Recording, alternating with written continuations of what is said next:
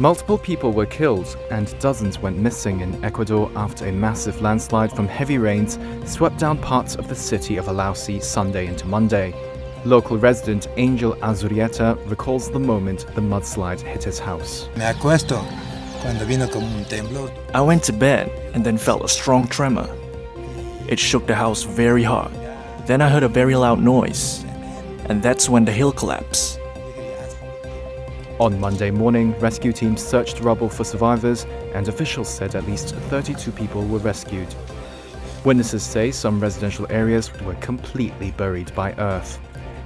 A sports stadium that stood before the weekend had transformed into rubble. Transport Minister Dario Herrera. We are standing here on top of 20 meters of rocky material, the size of a stadium where a stadium used to stand. We are unable to calculate how much material slid down, an initial figure. What we have here is definitely a great tragedy for our brothers and sisters in Alausi. Ecuador's roads, bridges, and other infrastructure are frequently damaged by heavy rains. Its president, Guillermo Lasso, earlier this month declared a state of emergency in the 14 provinces worst hit by precipitation, as well as a strong earthquake a week ago. Britain's Prince Harry and singer Elton John made a surprise appearance at London's High Court on Monday, as they and several others began a lawsuit against the publisher of the Daily Mail newspaper over years of alleged phone tapping and privacy breaches. The high-profile celebrities, as well as actors Elizabeth Hurley and Sadie Frost, brought a lawsuit against Associated Newspapers, or ANL, alleging they were victims of, quote, numerous unlawful acts, including hacking mobile phone messages, bugging calls, and even breaking into private property. ANL, which is seeking to have the case thrown out, said in a statement it categorically denied the allegations and would vigorously defend them if necessary. The spokesperson for Prince Harry, who flew in from California, said he wanted to be there to show his support. In his claim, Harry accuses ANL of seeking information about private flight details of his ex-girlfriend, Chelsea Davy, and hacked mobile phone voicemail messages and bugged the landlines of his friends. The claim said the unlawful attempts to find out details of the royals' private travel plans were a significant security risk and, quote, dangerous. In court submissions, ANL said the claims were based on inference rather than evidence, and that there was little or no evidence of unlawful information gathering by its journalists, which it strongly denies. Media intrusion was one of the reasons Harry and Meghan cited for stepping back from royal duties and moving to California to start new lives. A giant recruitment ad for Russia's Wagner mercenary force has appeared on the facade of an office block in northeast Moscow. Wagner is thought to have sustained heavy losses in the eastern Ukrainian city of Bakhmut, the longest, bloodiest battle of the war so far. It fights alongside Russian forces in the region and has sought to replenish troop numbers ahead of a potential Ukrainian counteroffensive. 17 stories high, the ad shows the group's logo and the slogans, "Join the winning team" and "Together we will win." Wagner boss Yevgeny Prigozhin said earlier this month that he aimed to recruit 30,000 new fighters by mid-May. Ukrainian and Western officials say Wagner is sending poorly prepared fighters to certain death. For months, Wagner has spearheaded Russia's push to take the small city of Bakhmut, which is now in ruins. Both sides have referred to Bakhmut as a meat grinder. Prigozhin has said his men's task there is to bleed the Ukrainian army dry.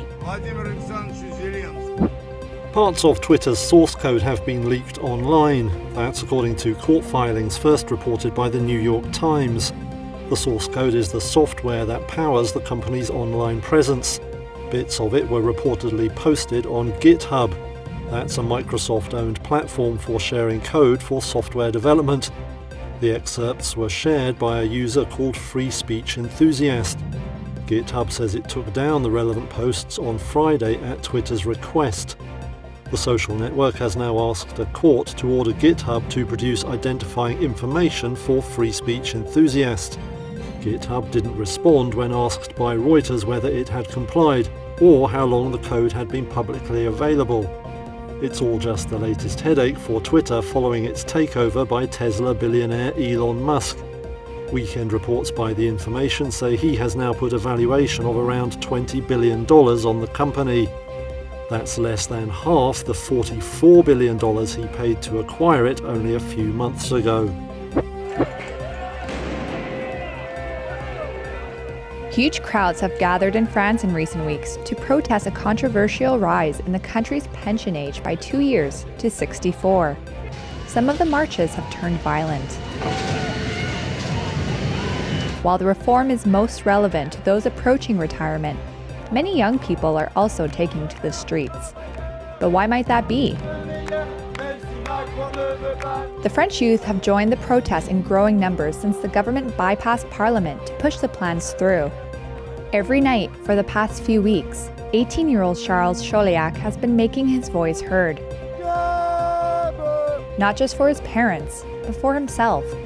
I am against this reform, simply because I have two parents who are killing themselves at work and damaging their health, and I don't want to see them die at work. My father, he works every day. He gets up to get on the tarmac at Charles de Gaulle Airport at 5 a.m. to load the planes. I find it difficult to imagine myself at 64 getting up at 3 a.m. Choliac is part of groups started by university students to organize unauthorized demonstrations, which are usually carried out in the evenings. While a few protesters have been seen torching bins and throwing rocks at police, Choliac insists he hasn't. Opinion polls show a wide majority of voters are opposed to the pension bill. They are further angered by Macron's leadership style and the government's decision to skip the parliamentary vote. For young people like me, we grew up with the hope of being able to influence our society. And when we see that decisions are made without consulting the people who make up this society, that takes away the possibility of being able to change things. Many students like Choliac have been joining private groups on social media, which helps students mobilize for spontaneous protests. He says they help prevent the groups being noticed by police. But does Choliac worry about the repercussions should the demonstrations get out of hand? I wonder about that because I know what can happen to us too. We see the images and we see what happens to fellow protesters, but that wouldn't prevent me from demonstrating because I'm so outraged that it surpasses potentially endangering myself. Macron recently said he would press ahead with the reforms. Unions have called for regional action and the continuation of nationwide strikes and protests.